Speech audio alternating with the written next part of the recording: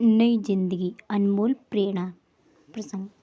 देवा देमा जी की आवाज़ सुनते ही माँ ने माड़ में थोड़ा सा चावल डाला, दाल, नमक और सब्जी मिलाई और एक बर्तन में डालकर दरवाजे की ओर बढ़ गई। खाली बर्तन हाथ में लिए वह चुपचाप खड़ा था। माँ को देखते ही मुस्कुराया।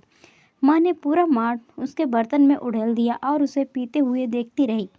पूरा माड़ पीकर वह तृप्त हुआ और स्नेह मिश्रित नज़र से माँ को देखता हुआ चला गया। वह रोज आता था।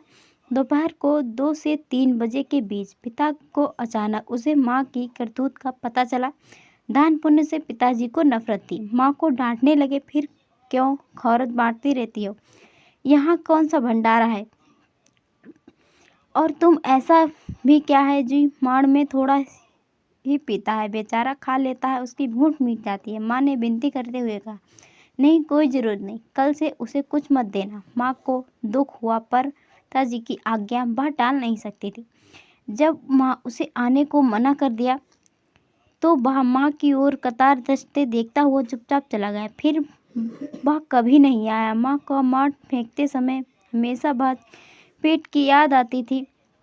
माँ सोचा करती थी, माँ को लगता था वह मर गया होगा। अचानक एक दिन फिर से आवाज़ आई, ओ माँ जी। माँ तुरंत दरवाजे की ओर दौड़ी। वही खड़ा था, पर अब पहले सी में नहीं थी। पेट अपेक्षाकृत कुछ सामने की ओर था। कपड़े स्वच्छ और चेहरे पर संतोष सी झलक रही थी। माँ को देखते ही पाँव पर झुक गया। बोला, माँ जी, आपकी कृपा से मैं मजदूर बन गया हूँ।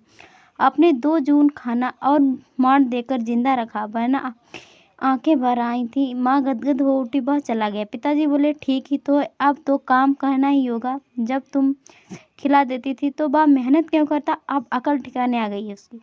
खाना ना देकर तुमने उसको नई जिंदगी दी है। माँ अबाक रह गई, समझ नहीं पाई। मार देकर माँ ने उसकी जिंदगी दी थी और ना देकर नई जिंदगी।